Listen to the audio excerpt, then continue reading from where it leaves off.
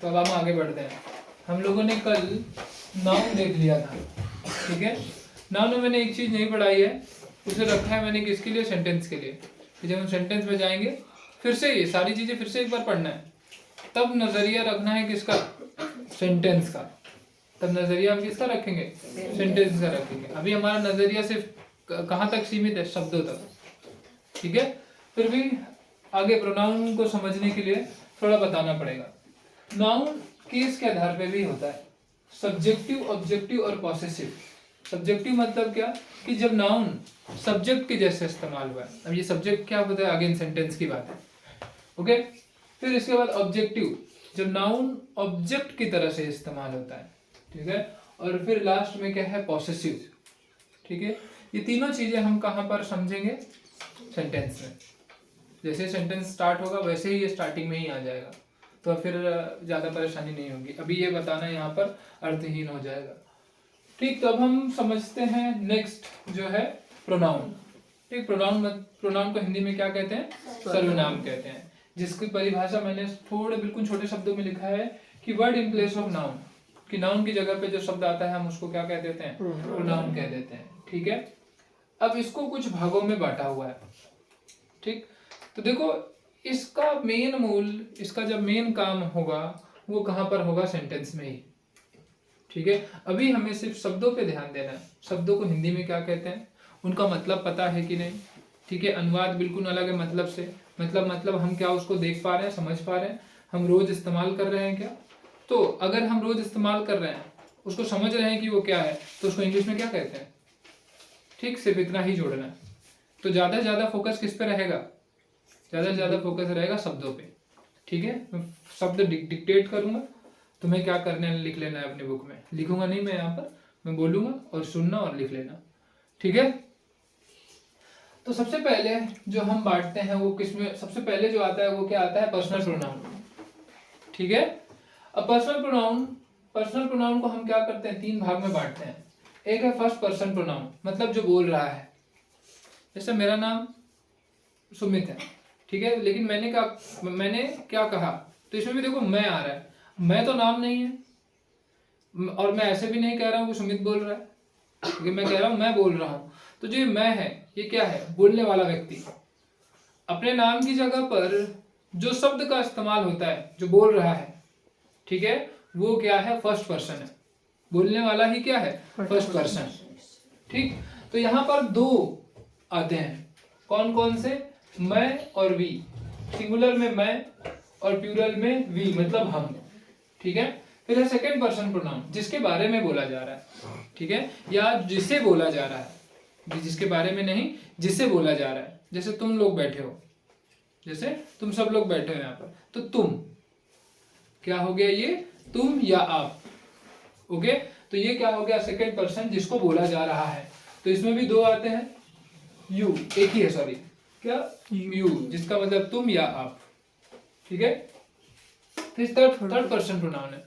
Third person pronoun ये है कि हम दोनों जिसके बारे में बात कर रहे हैं, हम दोनों जिसके बारे में बात कर रहे हैं, ठीक है। जैसे हम यहाँ पे प्रीति की बात करें, वह आज क्यों नहीं आई, ठीक है। तो ये वह, समझ आ रहा है ना किसकी बात हो रही है, ना मेरी बात हो रही है ना तुम लोगों की बात हो रही है, ठीक है, किसी तीसरे पर्सन की बात हो रही है, ओके।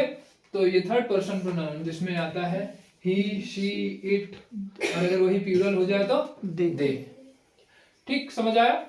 तो अब देखो ये पूरा का पूरा चार्ट है, जरा जूम करना है आप, ठीक। तो ये जो पूरा का पूरा चार्ट है, इसमें हमारा मेन काम क्या है, ठीक है, नॉर्मल। तो यहाँ पर हमारा मेन काम क्या है कि हिंदी, इंग्लिश हिंदी क्या है, इसका पूरा इस्तेमाल जो होगा वो सेंटेंस में ही होगा।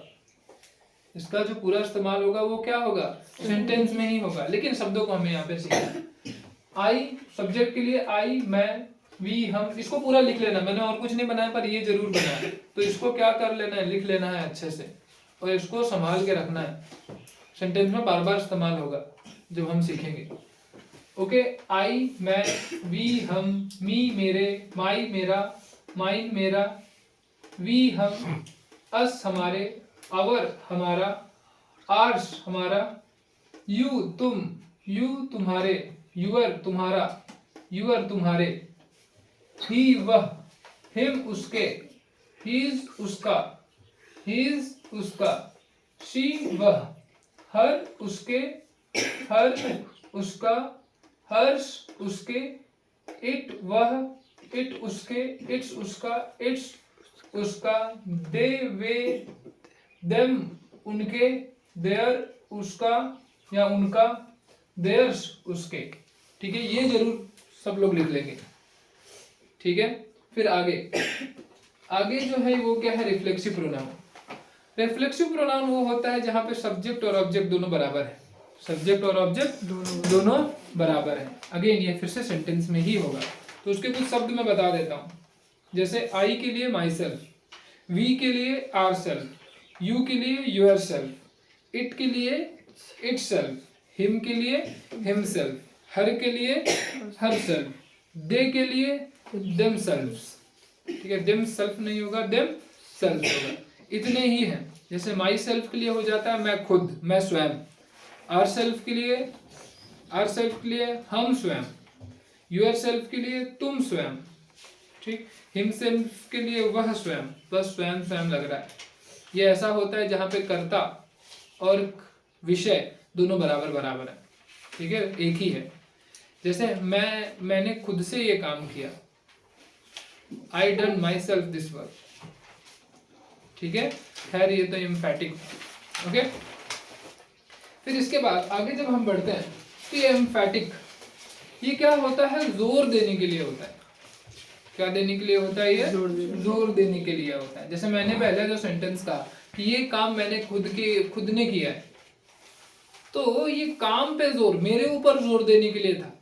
ठीक है, I myself done this work, I myself done this work.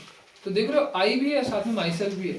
तो ये यहाँ पर माई सेल्फ जो इस्तेमाल हुआ है, सीधा बैठा है, ये इस तरह से नहीं, I myself done this work. ठीक है, तो यहाँ पर जो माई सेल्फ है ये क्या है, एम्फैटिक है। ओके, जहां पे एम्फैस जोर दिया जा रहा है, इसको हिंदी में रिफ्लेक्सिव को निजवाचक सर्वनाम कहते हैं, एम्फैसिस को बलवाचक सर्वनाम कहते हैं, मतलब बल देना, जोर देना।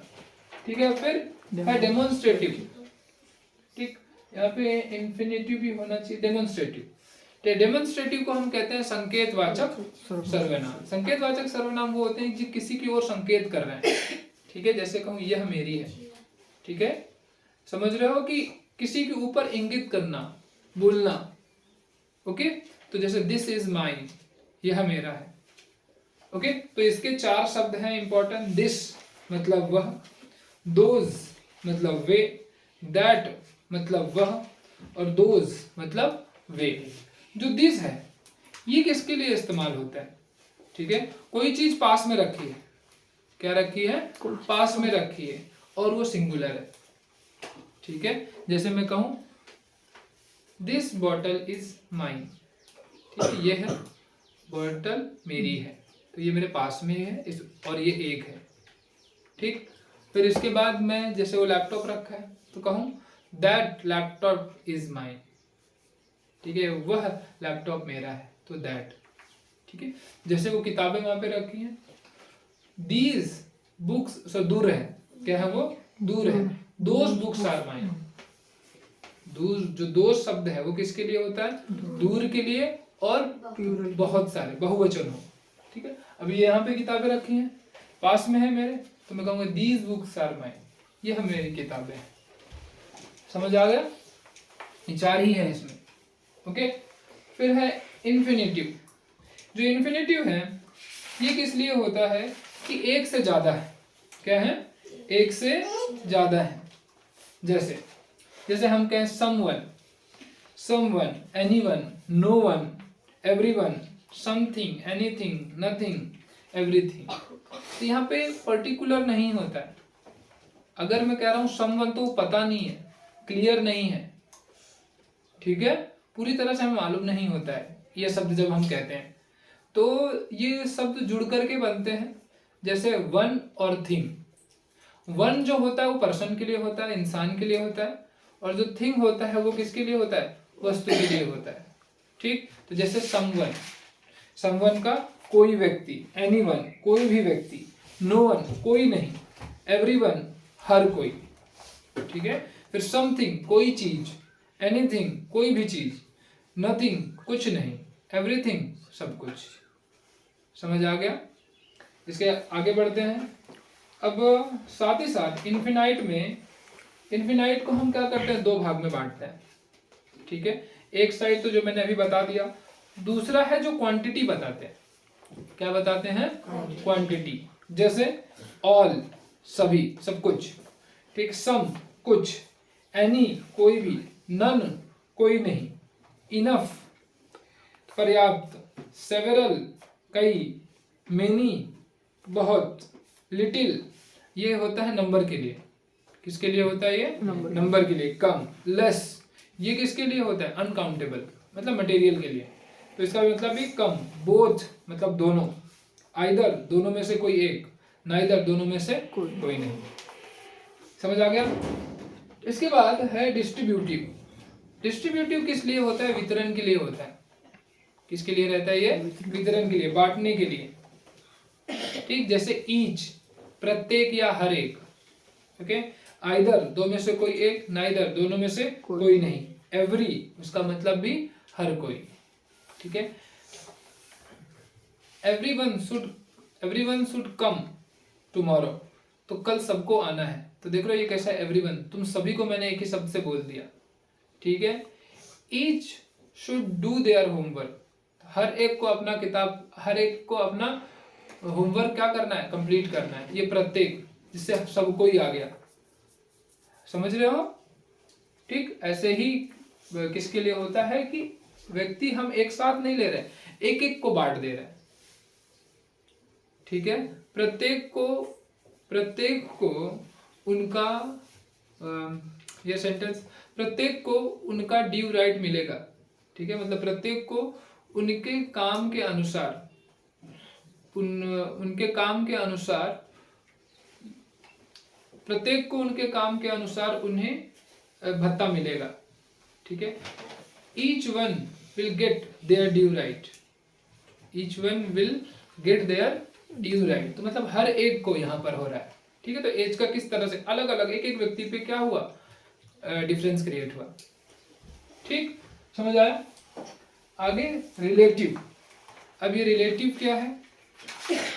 रिलेटिव इसलिए होता है कि जहां पर हम एक दूसरे से कंपेयर करते हैं। क्या करते हैं? कंपेयर करते हैं। तो अब इसमें कौन कौन से शब्द हैं?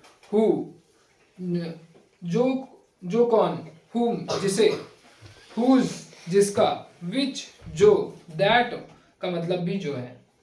ठीक, लास्ट है इंट्रोगेटिव, जो सवाल पूछने के लिए किए जाते हैं। किसके लिए किए जाते हैं? सवाल पूछने के लिए किए जाते हैं। उसमें शब्द है हु कौन, हुम किसको, हुज किसका, विच कौन सा, व्हाट और क्या। समझ आ गया? ये दोनों WH वर्ड्स हैं, लेकिन दोनों का काम अलग अलग है। पहले इसमें कंपैरिजन के लिए होता है और दूसरे इसमें सवाल के लिए होता है। अगेन इनका इस्तेमाल कैसे हो रहा है वो सेंटेंस में ही समझ आएगा। ये पूरी चीजें किसके लिए हैं? ज्यादा करके सेंटेंस में ही समझ आता है। ठीक, समझ आया? तो जितने शब्द बोले हैं उनको लिख लो और उनको याद करो। ठीक।